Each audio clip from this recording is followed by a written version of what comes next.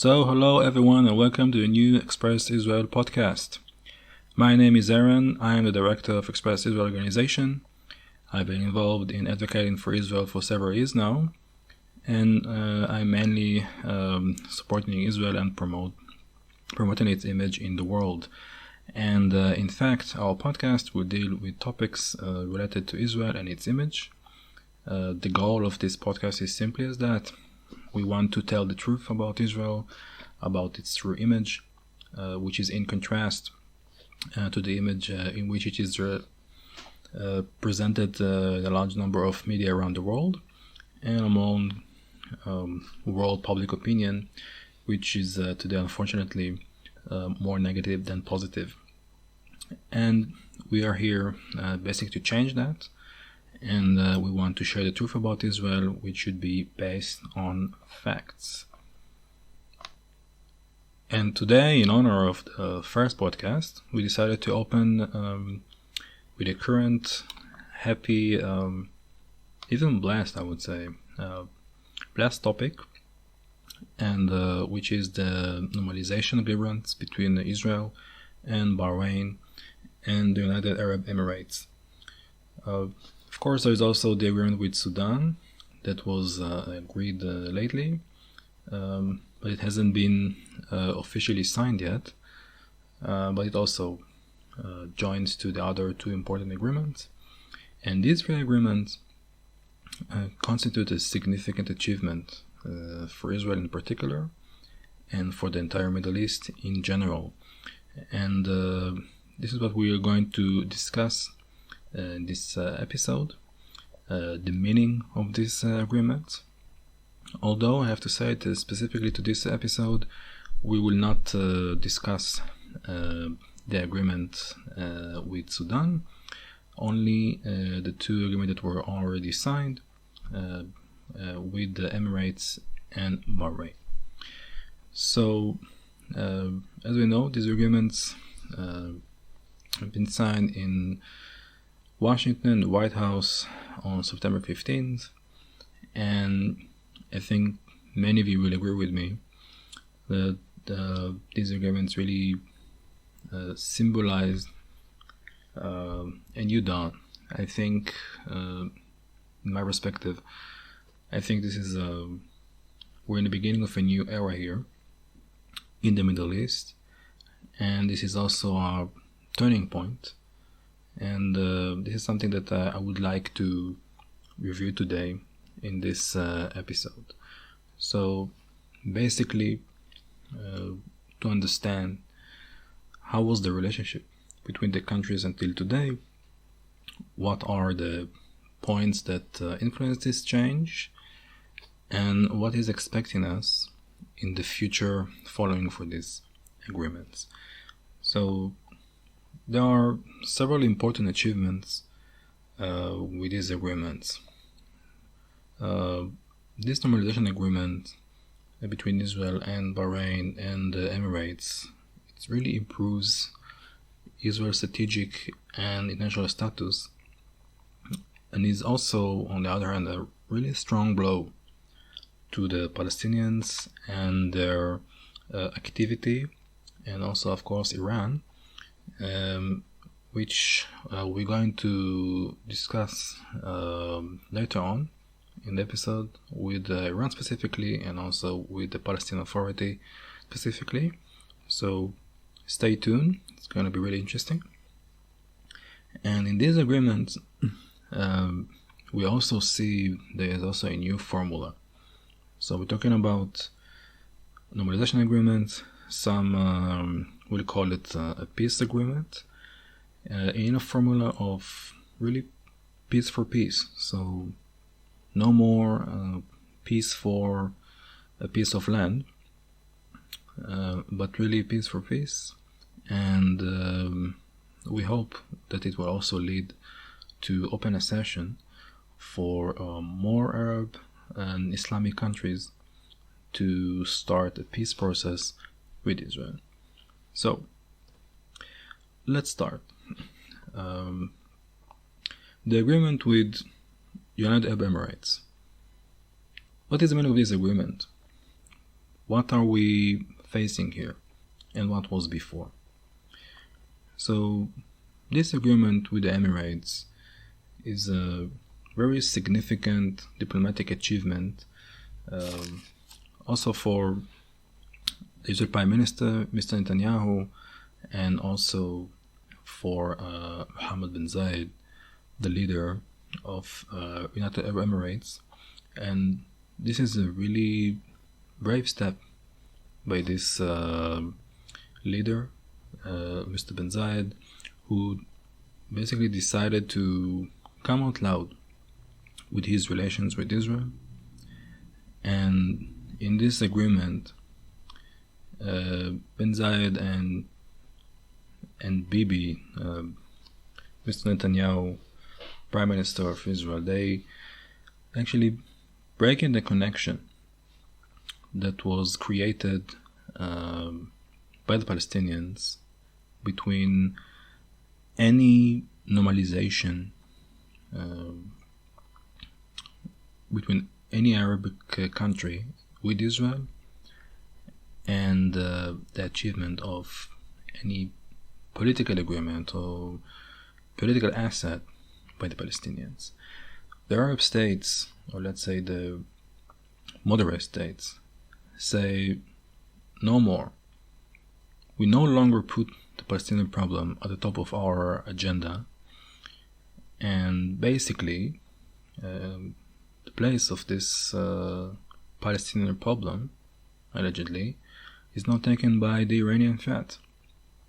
So today, the Iranian threat has taken over the Arabic countries' agenda and just pushed aside the Palestinian problem. And the Gulf states and also the rest of moderate Arabic countries understand that, and they understand their positions, and basically they're saying to the Palestinians, listen guys, we are losing patience. We are losing patience. So there was no progress. We don't see any progress. There is no achievement. And basically you stick to your position, and we cannot go for this because we have our own problems.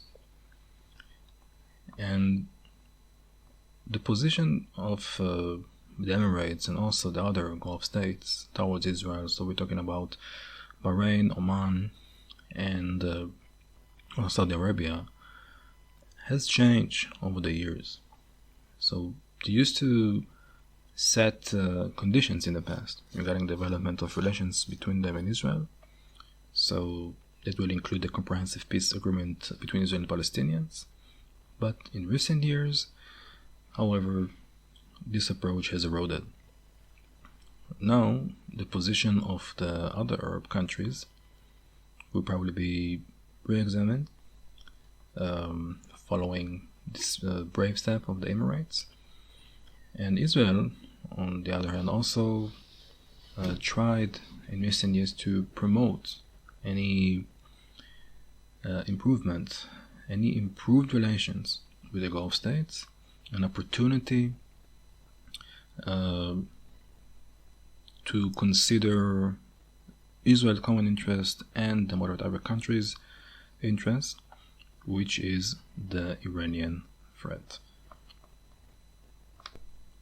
At this stage, the question arises is what will be the consequences of this kind of agreement? So what will be the Arabic public opinion regarding this agreement? And if other countries are going to join.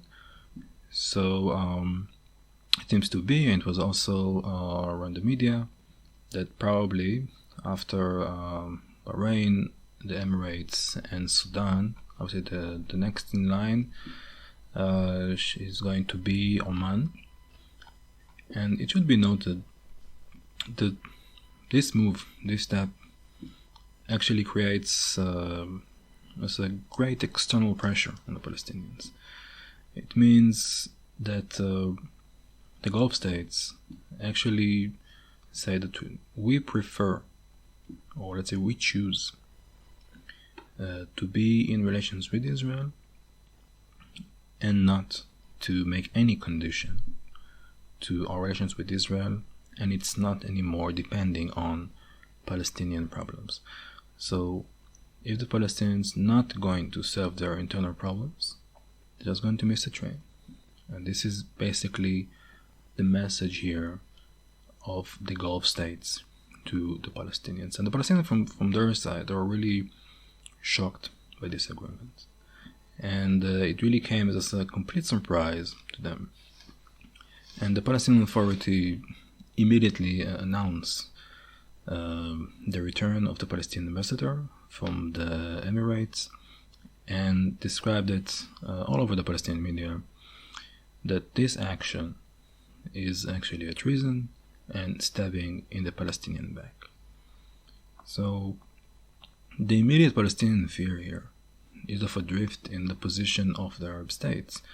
So even senior Fatah sources are saying that they also believe that more Arabic countries will soon announce a normalization agreement with Israel. So as we said, after Sudan, so probably Oman, and afterwards we hope that the next will be also Saudi Arabia.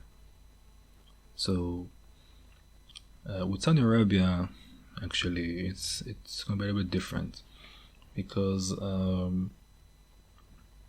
Saudi Arabia today, we're talking about maybe the leader of the moderate Arabic state, also the leader of the Sunni world, if you like. And such an agreement with Saudi Arabia, as I see it, it seems to be, it will take a little bit of time. I think it will be a little bit slower process, because you shouldn't forget that Saudi Arabia is a very important country, the leader of the moderate Arabic world, also contains in its soil the two most important cities in Islam, which are Mecca and Medina. And this has far-reaching implications in the case of Saudi Arabia and Mohammed bin Salman, who is basically today the one who rules the Saudi kingdom de facto. So he's basically managing and deciding what should be done, and he's obviously aware of this point, and he knows that he cannot just come out with this kind of agreement without thinking about the circumstances. So I think that he would probably prefer to wait for any window of opportunity to also make this kind of agreement. But I guess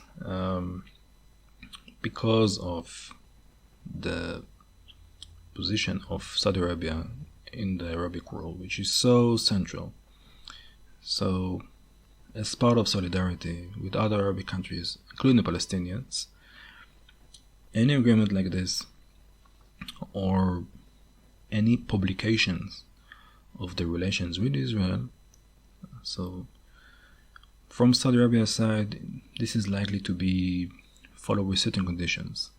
And also, Israel obviously will have to pay a certain price for this kind of agreement with Saudi Arabia. And from the Emirates side, so they represent this agreement as a step which is a diplomatic victory. And as part of the solidarity I was talking about, they represented it as their way to stop the application of Israel's sovereignty in the West Bank. So this is something that they say in order to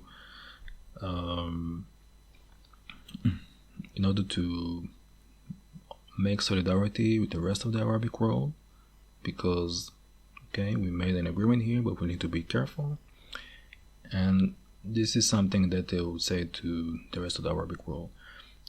For them, or let's say for the Emirates society, it's important that they see that also that they have contributed to the preservation of stability in the Middle East. They are trying to show this to the Arabic world. And since this is not an agreement between enemy states, or let's say not enemies directly, because Israel and the Emirates have never fought each other, there was no bloodshed or no war between the countries. We should expect here, I guess, much warmer relationship between Israel and the Emirates than what we have between Israel and Jordan and Egypt, for example. So we're talking about two important peace agreements, one in 1979 with Egypt, one 1994 with Jordan. Agreements between enemies. There was lots of bloodshed, lots of also wars between the countries. So this is really like peace between enemies. And I also think that besides this agreement and besides the mutual Iranian threat, in my opinion, I think the Emirates have a real interest in having this kind of relations with Israel. I think Israel interest the Emirates very much for many point of views, and also many fields that Israel is absolutely an expert in them. So I think they see it also, and although they're trying to keep some solidarity with the Arabic world and the Palestinians on paper, they understand that if they want to keep their stability, if they want to fight and make a good ally to help them against the Iranian threat, then they should have relations with Israel. So we're talking about, besides security and also other areas, I think there are also great potential for business ties between Israel and the Emirates, high-tech technology by all means, cyber, which Israel is an empire in these fields, and you can see also the similarities. Also Israel and also the Emirates are both small countries. Although they are really small, they are great factors in the region, and they have the best economy and technology in the region and the most advanced country in this region, and therefore, besides security, they should also join hands and act as allies also in other fields. So if we're talking security-wise, so Ben Zayed and also other moderate Arab countries, obviously they followed Israel policy with confronting the Iranian threat and its establishment in Syria, and there is no doubt that the attacks attributed to Israel against Iranian targets, so obviously the moderate Arab countries saw Israel actions, and they understood that Israel is a region of military force that must be joined and coordinated with a common line in order to defend the whole region against the Iranian threat. So we're talking about something like NATO of the Middle East. So we're talking about moderate Arab countries, including Saudi Arabia, the Emirates, Oman, and Israel against Iran and its proxies, the Houthis in Yemen, and of course Hezbollah in Lebanon. And if we get back to also the Palestinian Authority, so if we're thinking about this, they will also, let's say indirectly, will benefit with this kind of agreement. But this agreement also significantly, harms Mahmoud Abbas, the leader of Palestinian Authority, and this is due to the return of political figure, maybe Mahmoud Abbas' nemesis, his bitter rival, Mohammed Dahlan, who today he serves as a special advisor for Mohammed bin Zayed, the leader of the Emirates.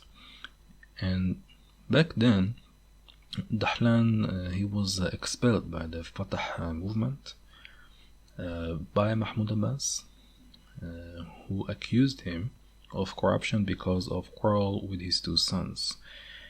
And this agreement also improves Mohammed Dahlan chances among the names of who is going to hire Mahmoud Abbas' position. And Mr. Dahlan, he also has a strong support base also in Gaza Strip, and he has a stronghold also in the refugee camps in the West Bank, and he also enjoys support from cardinal countries as Egypt, Jordan, the Emirates of course, and also Saudi Arabia. So we can expect that Dahlan return to the Palestinian political arena. It's obviously going to intensify the struggle to the top of the Fatah for the day after Mahmoud Abbas. So I think that's not to expect in this struggle. So who is going to be the next one after Mahmoud Abbas? And until then, and it's obvious, I guess it's obvious, Mahmoud Abbas is obviously already trying to form a joint front with the Hamas against this normalization agreement, and obviously he's already discussing with the Hamas leaders. So there's a lot to expect to see what will be the Palestinian reactions. There were of course some demos, and of course there were other reactions from the authority and from its leaders, and also on the streets. But let's see what kind of other steps they will do. Let's talk about Iran. So what will be the impact on Iran of such an agreement? How it will affect Iran? So I don't know if you know, but basically Iran has good relations with the United Arab Emirates. But as we said, the Emirates, as all the Gulf states, with Saudi Arabia on top of it, they all fear of Iran's efforts to acquire nuclear weapon and to promote its revolutionary policy. And although the Emirates have a strong army, but probably they cannot deal with the Iranian army all by themselves. So this agreement with Israel will also allow the Emirates to strengthen security and military cooperation with the IDF, Israel Defense Force, and this is especially in terms of intelligence and the supply of advanced weapon systems. And I guess it's also expected, we should expect it too, because it's part of Iranian actions, that they will probably try to secretly sabotage this kind of an agreement if they haven't already done something, so probably they are planning. And the Iranians, they kind of, I wouldn't say dependent, but they need help from government officials and also traders that are located in the Emirates, especially in fields like the secret oil business. We're talking about all the route of the oil from this area, and also in terms of exporting and importing essential goods, because we know what the condition in Iran and the economical difficulties, and it's a very hard situation following the American sanctions. And we should see also what it's going to be the activity of the Iranians. Maybe we will see something that it will be public, or maybe not. I think they're not doing anything, so probably they're planning something, maybe something secretly. So if we're thinking about this, where are all these things going? So where are we going with this agreement between Israel and the Arab Emirates? So this is certainly an historical agreement, and obviously this move will make maybe other countries, I think I'm almost sure that other countries will join Sudan, the Emirates and Bahrain, and start peace process with Israel, or start talking about normalization, and will join the new era in the Middle East. And maybe this formula, as we said in the beginning, of peace for peace, not peace for a piece of land, maybe you also have new formula here for any peace process or any peace agreement between Israel and any other country in this region. So this was the agreement about the agreement between Israel and United Arab Emirates. And now let's talk about the agreement with Bahrain. So regarding this agreement with Bahrain, economically and militarily, Bahrain is not such an important country like the Emirates.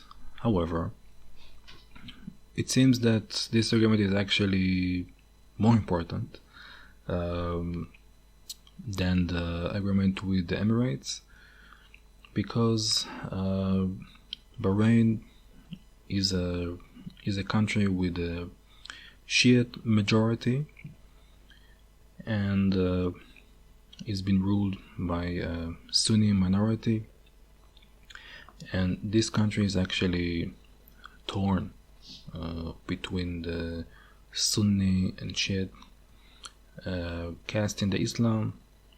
And if we look at that, this country is basically torn between Saudi Arabia, the leader of the Sunni axis, and Iran, the leader of the Shiite axis. And talking about Iran, so Iran and Bahrain had, I would say, excellent relations during the days of the Persian Shah, Muhammad Reza Shah Pahlavi. But this relation became very tense after the Islamic Revolution, 1979. And of course, following this revolution, so the regime of the Shah was ended, and the leaders of the Islamic Revolution in Tehran basically rejected the idea that there will be any Arabic monarchy outright, and they were claiming that it was a form of British colonialist rule and that has nothing to do with Islam.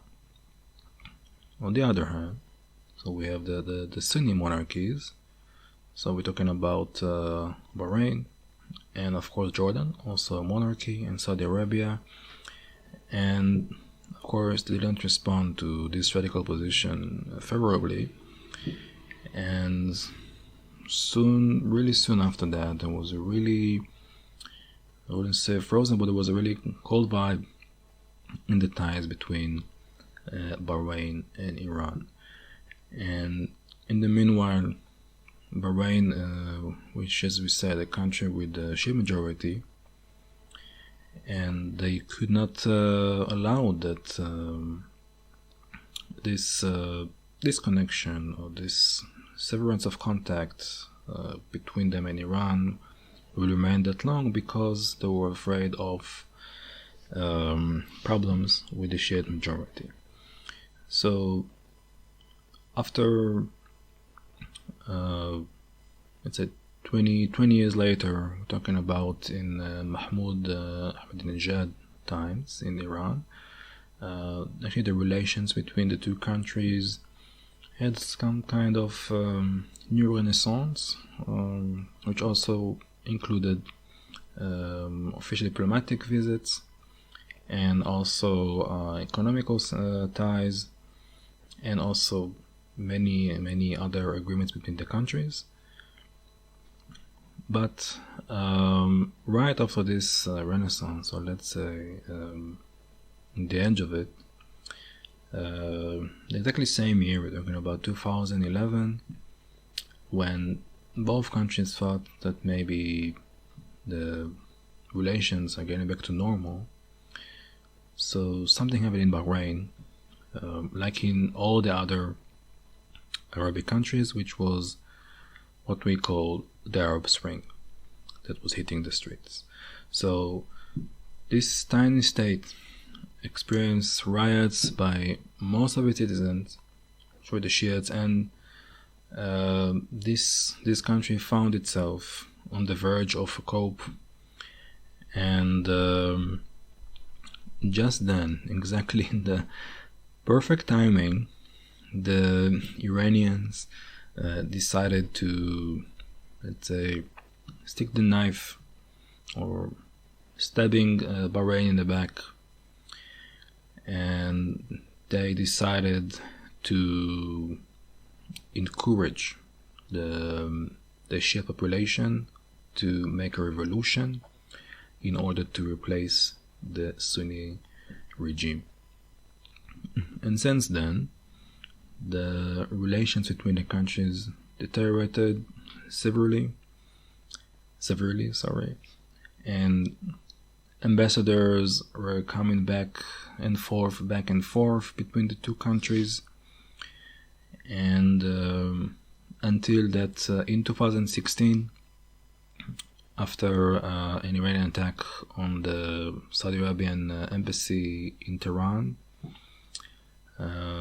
Bahrain decided also to return her ambassador again from Iran, and as this was as a sign of solidarity with Saudi Arabia. And this also means what side picked the Sunni regime in Bahrain, and they decided that their orientation is going to the favor of Saudi Arabia. So therefore, we're talking about the agreement between Bahrain and Israel. Part of the challenge of this agreement is that the Sunni regime will have to kind of re-educate, or will force a little bit to the Shiite population, which is more than 75% of the population, to accept this agreement with Israel. Although if we're talking about secret relations, so till now we talked about Bahrain relations with Iran, and also talking about the publicity of relations between Israel and Bahrain after the agreement. But regarding secret relations, secret diplomacy, there is not a breakthrough here. So as is well known, also as early as 2011, so documents from WikiLeaks website were revealed, and they were indicating really close security ties between Bahrain and Israel. And this is so close ties that even in 2013, Bahrain even declared Hezbollah as a terrorist organization.